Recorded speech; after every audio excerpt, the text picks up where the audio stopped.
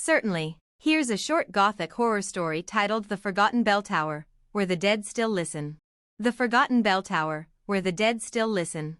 In the heart of Eldergrove, where fog clings to the trees like cobwebs and the moon is always a pale witness, stands a bell tower long forgotten. Crumbling stone walls, covered in moss and time, rise crookedly into the sky. No one remembers when the bell last rang. Yet every year, on the stroke of midnight during the autumn solstice, a faint toll echoes through the valley. The villagers speak of it only in hushed tones. They say the tower belonged to St. Aurelia's Abbey, a monastery abandoned after a plague wiped out its last monks over 2 centuries ago. None dared repopulate the site, not after the disappearances began. Eloise, a young historian driven by curiosity and grief, came to Eldergrove searching for her brother, who vanished the previous solstice. She found only silence, suspicion, and warnings: don't go near the bell tower after dark. That's when they listen.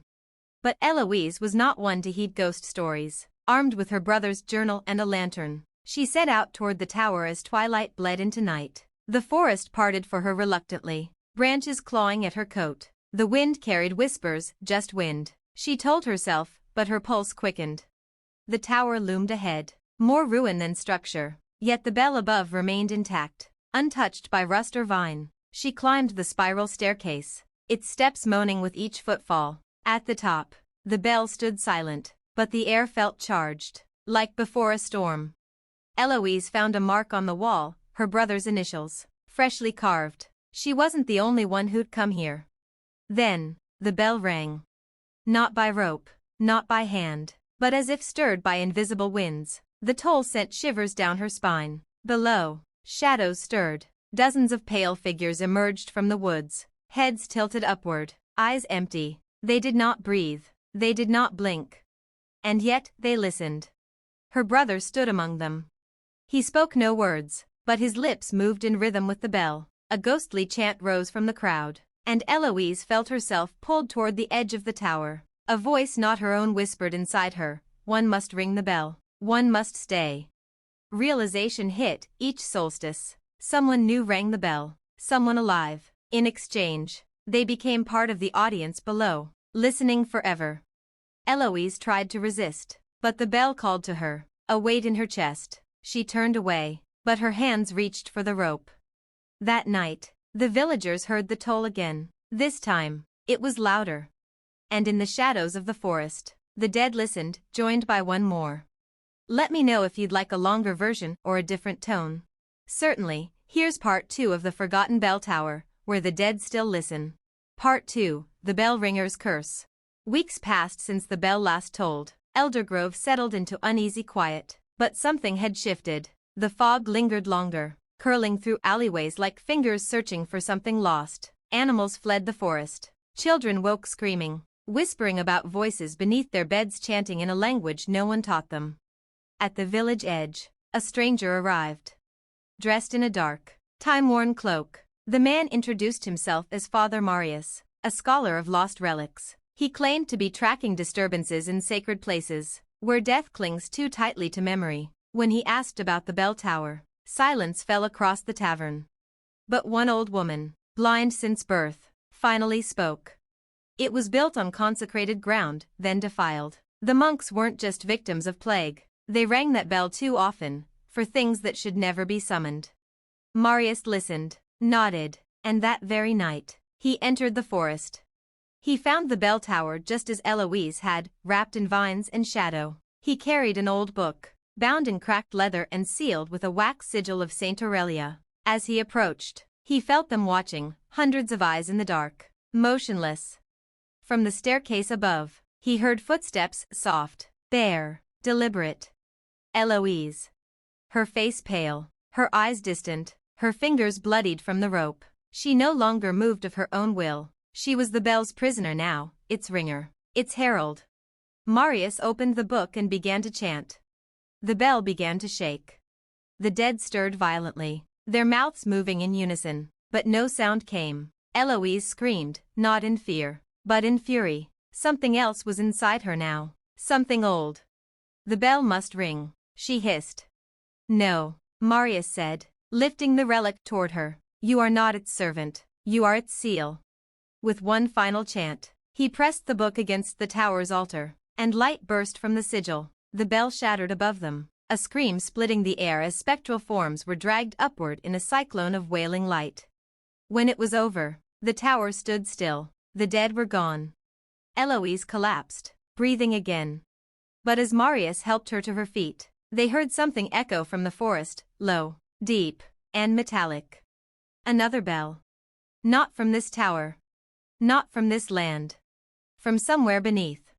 Would you like to continue with part 3? The mystery is deepening. Absolutely. Here's part 3 of The Forgotten Bell Tower, where the dead still listen. Part 3, Beneath the Bell. The next morning, the ground near the tower had cracked. A fissure snaked from its base into the woods like a scar in the earth. Father Marius and Eloise stood over it in silence. She was pale and hollow-eyed, but alive. Whatever had possessed her was gone, or buried. I heard it last night, Eloise whispered. Another bell. Lower, deeper. Marius nodded grimly. The tower was only a mouthpiece. Something older lies below. The monks, they weren't ringing the bell for prayer. They were calling it closer. They descended into the fissure, lanterns hissing with flame. The tunnel twisted downward, through stone and bone. Walls were carved with markings older than the abbey, older than language. The air grew colder, too cold for breath, but not cold enough to freeze the drip of ancient blood from the ceiling above. Then they reached it, a buried cathedral, lost to time. Columns of black stone rose into darkness, and at the center stood another bell, twice the size of the one above, suspended over a pit with no visible bottom. This bell pulsed, not with sound, but with presence. It breathed. Surrounding the pit were 7 statues, each wearing the robes of long-dead monks, each holding their own severed tongues in their palms. It listens, Eloise said, unable to stop herself. It waits. Marius stepped forward and opened his relic book again, but the pages caught fire, not from his lantern, from within. Words turned to ash, and a voice, deep and ancient, spoke from the pit. You silenced the first. You broke the chain. Now the silence must be fed. The statues moved. Not much, just a twitch of a finger, a shift of stone, but enough to make them step back. Marius reached for his last vial of sanctified oil, preparing to destroy the bell, but Eloise held out her arm, stopping him. I saw it in the dreams it left behind, she said. The bell doesn't ring to summon, it rings to contain. Marius's eyes widened. Then if we break it, we let it out.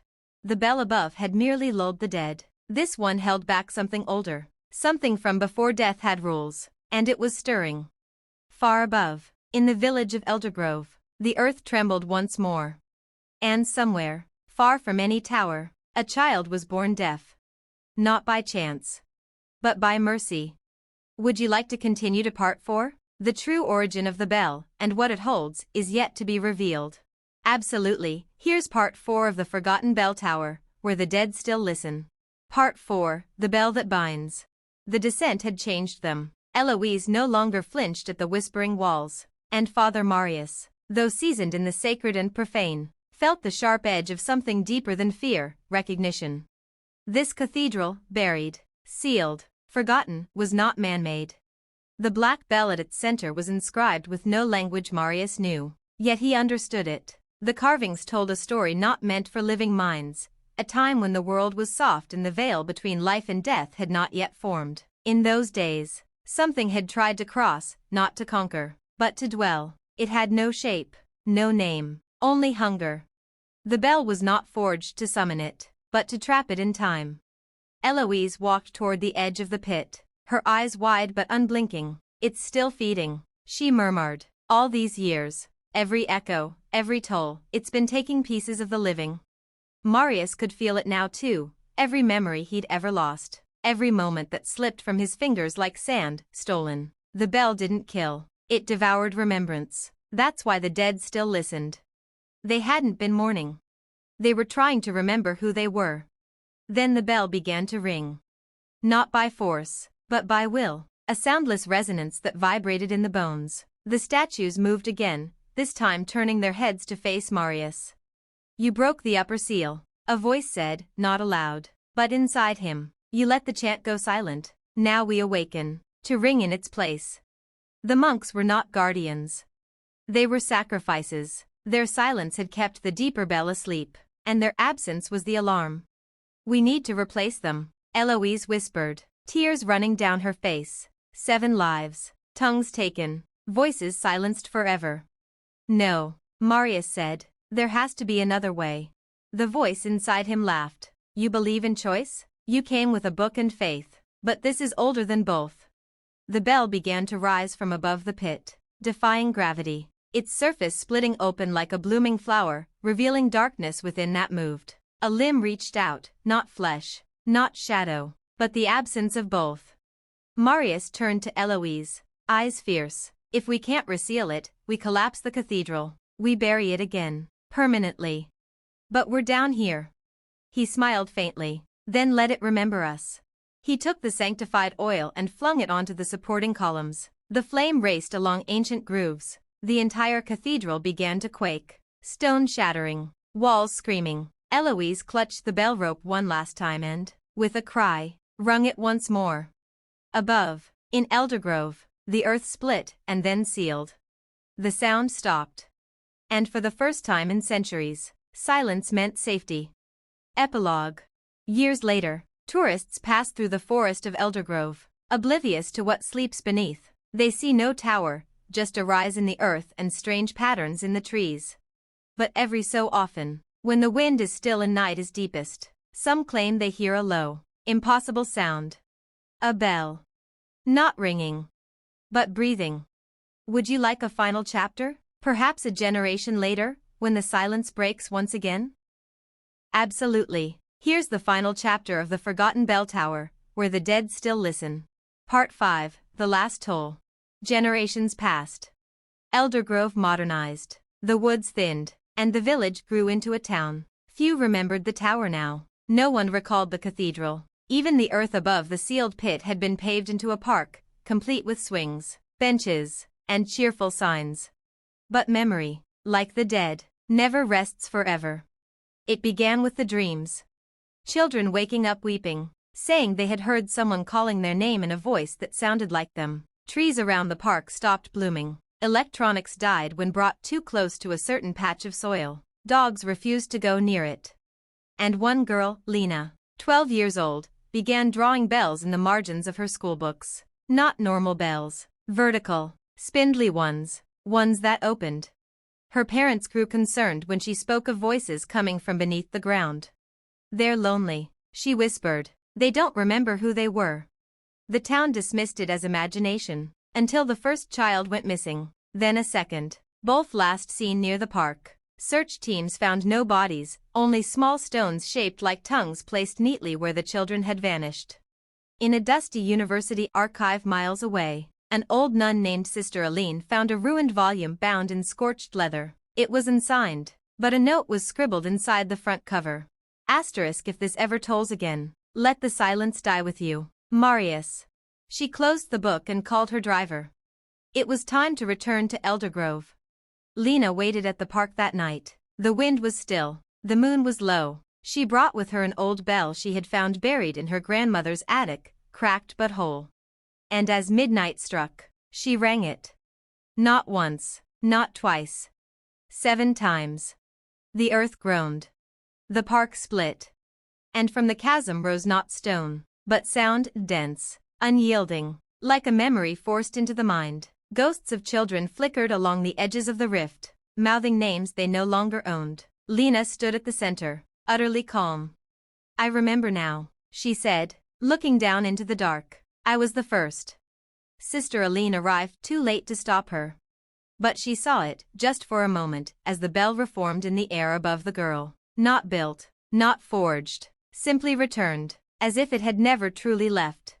And as it rang once more, the town of Eldergrove held its breath. And forgot. Afterward, there is no record of a town named Eldergrove in any current map.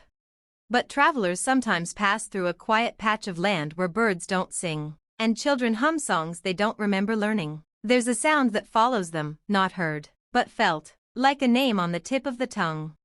They never stay long. And deep below the earth, something stirs, waiting to be remembered. Let me know if you'd like this adapted into a novella, audiobook script, or screenplay format. Certainly, here is the continuation and new beginning of The Forgotten Bell Tower, Where the Dead Still Listen. Part 6, The Archive of Echoes. Time distorts around places touched by true silence. Though the town of Eldergrove faded from maps, its echo persisted, heard only by those attuned to loss, by those who dream in forgotten languages. In a subterranean chamber beneath the Vatican, beneath even its official records, there exists a library not listed in any index. It is called the Archive of Echoes, and it holds the remnants of cursed sound, lullabies that end lives, names that summon things not born, and bells that toll where death won't settle. It was here that a young archivist named Jonas Velasquez stumbled across a fragment labeled simply, E13, the Eldergrove seal. Within was a cracked reel of analog tape, a burned photograph of a stone bell with 7 cracks, and an audio transcript that ended in static and a single phrase. She remembered. We all did. And that was enough. Jonas was meticulous, skeptical, and most of all, lonely. He had lost his sister when he was 8. The memory was vague, a forest, a shadow, and a tolling sound no one else remembered. He had never been able to shake the feeling that something had been taken from him. So he played the tape. And he heard it. Not the bell itself, but the pause before it, the silence that drew breath, like lungs preparing to scream. It pierced him like a shard of glass made from time, and in that moment, he remembered. A rope, a pit, a girl standing on the edge. His sister. Still alive. Still ringing. Driven by a force he couldn't explain, Jonas abandoned the archive, stole the reel, and went searching. But Eldergrove, as expected, did not exist, not on paper, not in satellite records. It had been erased so thoroughly that even the land avoided being mapped. But sometimes, you don't find such places. Sometimes they find you. Late one night, while traveling an empty back road in upstate New York, Jonas's car sputtered to a halt. His GPS went blank, and in the distance, he saw trees parting around a hill that hadn't been there before. It was shaped like a bell. And as he stepped into the clearing, the wind spoke, not in words, but names. His sisters, Marius, Eloise, Lena, all the ones who had heard the toll. They were all connected. All echoes. The rope was still there, waiting for a hand to pull it again. And deep below, in the dark hollow beneath time and death, the bell was no longer content to ring. It wanted to speak. Would you like to continue with Part 7, The Voice of the Bell? The final cycle is beginning. Absolutely. Here's Part 7 of The Forgotten Bell Tower, Where the Dead Still Listen. Part 7, The Voice of the Bell. Jonas stood at the crest of the hill shaped like a bell, surrounded by the ruins of a town that had never existed. The trees whispered his name like a warning and a welcome, and beneath his feet, the ground pulsed, not with life, but with remembrance. He descended into the hollow without thinking. He no longer needed a map. The path opened for him, just as it had for Eloise, for Lena, for all the others before him. But where they had found stone and shadow, Jonas found voices, not echoes, conversations, flowing through the air like smoke. I rang it first. I remember now. We were never meant to listen. They opened it. Now we speak. The descent led to a chamber that was not part of any cathedral. This was deeper, more primal, a place beneath architecture, carved not by hands, but by memory worn thin. And at its center stood the bell, no longer black stone, but translucent and veined with light. It pulsed in time with his heartbeat. Then, for the first time in centuries, it spoke. Not through sound, through thought. You came because you lost something, but you are what was lost. Jonas fell to his knees. Visions filled his mind, of the day his sister disappeared, of a bell tower no one remembered, of Lena's final toll. He saw Marius offering himself to seal the pit. He saw the monks, their tongues cut not in sacrifice, but in surrender. They had given themselves to become a filter, to keep the bell from speaking its name. Because once the bell had a name, it could be called. And someone, somewhere, was calling it now. From another part of the world. Another tower. Another soul desperate to be heard. Jonas screamed. The bell answered, not with pain, but with clarity. You are not a listener, you are an echo, and echoes return. Suddenly, he wasn't alone. All the others stood around him: Eloise, Lena, Marius, and dozens more. Not dead, not alive, remembered, bound in the space between tolls. Jonas realized the truth. The bell didn't kill. It kept. It collected those it touched, storing their stories, their selves, their voices, until it could become them. And now it wanted Jonas to ring it once more, not to seal, not to summon, but to release everything it had ever remembered. To let all the echoes return at once. Become the bell, it whispered. Jonas reached for the rope. To be concluded in Part 8, The Toll of All Things. Would you like to finish the saga? The ending is near. Here is the final chapter of The Forgotten Bell Tower, where the dead still listen. Part 8, The Toll of All Things. Jonas's fingers wrapped around the rope. Time bent. The chamber pulsed like a living lung, filling, holding, trembling on the edge of release. All around him, the collected echoes stood still, watching, not with eyes but with memory. Eloise, Lena, Marius, the monks, the nameless children, all held in place by the bell's will. And within the silence, a final truth unfolded. The bell was never built. It was born. Not as an object, but as a boundary, a failsafe. A last line between existence and what waits without it. To ring it now would not summon the echoes. It would erase the veil. Jonas saw the full design, every toll over history, every whisper in every dream, every act of memory lost. It had all been part of a slow unraveling. The bell had waited until enough fragments had been gathered. Until it could finally ring itself. You are the last piece, it said. But Jonas, even in the depth of terror, found a fragment of will. I won't let it through. The bell did not respond. It didn't have to. The rope tightened on its own, wrapping around Jonas's wrist, pulling him upward. Light poured from the bell's cracks, now 1,000 blooming fractures. The chamber above was no longer stone, but skyless void. Shapes stirred in it, things that were not souls, but appetites. Jonas knew there was only one act left that mattered. He reached into his coat and removed the archivist's blade, an obsidian shard engraved with prayers meant never to be spoken, the kind that could cut through names. And he did the one thing the bell could never anticipate. He carved his name out of time. In doing so, he unhooked himself from memory. From echo. From the bell. The rope went slack. The chamber screamed, not aloud, but through collapsing time. The bell cracked in full, and the figures around Jonas began to fade, not in suffering, but in release. One by one, they turned to dust made of light, not destroyed, freed. And then, silence. True silence. The kind where even the dead don't listen. Epilogue, what remains? In a quiet archive below the Vatican, an empty tape reel sits on a desk. It has no label. No sound. No name. And when the archivists ask about File E13, they're told it never existed. But one of them, a young girl with a strange, bell-shaped birthmark, sometimes stops and listens when the room goes quiet. As if something far away had exhaled. But only once. And not again. For now. The end. Would you like the compiled version of the full story? I can format it as a short novel or printable document. The Forgotten Bell Tower, where the dead still listen, has now reached its narrative end. The final toll has rung, and the silence it leaves is deliberate, profound, and permanent, for now. But if you'd like, we can explore a sequel, The Resounding, where a new sound breaks the silence across continents.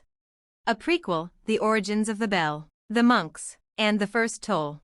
An anthology, stories from those who encountered lesser echoes across the centuries. A visual companion, concept art or cinematic script scenes. A collected version, formatted as a novella or digital book. Just say the word, and we'll open the next door together. Would you like to continue in one of those directions? Excellent. Since we've reached the end of the core story, let's now move into Book 2, The Resounding, a sequel to The Forgotten Bell Tower, where the dead still listen. Book 2, The Resounding. Part 1, The Bell That Wasn't There. In the high desert of northern Chile, beneath a sky so clear it could cut, a radio observatory named Cerro Azul Array picked up a signal. Not a broadcast. A tone. Pure, low, rhythmic. It had no terrestrial origin. And it repeated every 13 hours, exactly 7 times. Dr. Marin Ishikawa, senior astrophysicist, dismissed it as seismic interference until a technician collapsed mid-shift, mumbling something in Quechua no one had spoken in centuries. They played the recording back, isolated the tone, and one of the researchers began bleeding from the ears. He survived, but spoke only one word after. Return.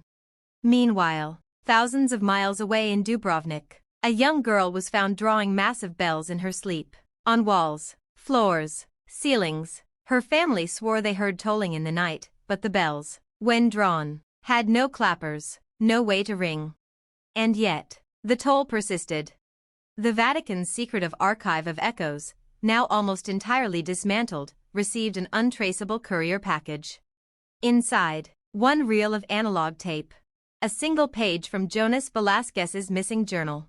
A handwritten phrase. It didn't end, it paused. The world forgot Eldergrove. But the bell never did. Its silence had always been temporary. Now, scattered across the globe, people with no connection are waking with fragments of memory they never lived. Some hum strange tones. Others write names they've never heard. And some begin to vanish. Not die. Just become absent. Not lost. Just echoed. Shall we continue with Part 2, The Cartographer of Vanished Places? Here is Book 2, The Resounding. Part 2, The Cartographer of Vanished Places. Her name was Cecilia Varga, and she had never stayed anywhere more than 6 months. Not because she ran. Because places disappeared behind her. She was born in Hungary, orphaned during a landslide that erased her village from all maps. Literally, not a single satellite pass could detect the terrain disturbance afterward. Roads once leading there now looped in on themselves. Asphalt devoured by brush and silence. By 18, Cecilia had started drawing maps, not the kind with highways and borders, but of places people remembered but could no longer find. She called them memory gaps. Old amusement parks, churches that locals swore once stood downtown, even entire neighborhoods erased from postal records. And always, somewhere in her sketched spaces, a strange silhouette. A tower with no door. A bell without weight. At 27, her work was labeled conspiracy fiction. No one published her, until one day, a courier arrived with an envelope sealed in red wax, marked with the crest of a crossed rope and flame. No return address. Inside, a plane ticket to Chile. Coordinates to a location off limits to the public. A single sentence. The sound has returned. You are its map. Cecilia hesitated only once before boarding the plane. When she arrived at the edges of the Cerro Azul array, she expected guards or a lab. She found silence. The compound was abandoned. Not broken, just still. Lights blinking in dead computers. Coffee mugs half drunk. Instruments humming, despite no one watching them. At the heart of the array, a massive satellite dish faced downward, not into space. Into the earth. And in the center of its bowl, carved deep into steel, was a shape Cecilia had drawn as a child, long before she knew what it was. The bell. And underneath it, newly etched in metal. Echoes are maps too. She turned to leave, and found a man standing behind her, eyes sunken, skin pale. He wore a Vatican seal. And whispered, "It has learned to toll through people."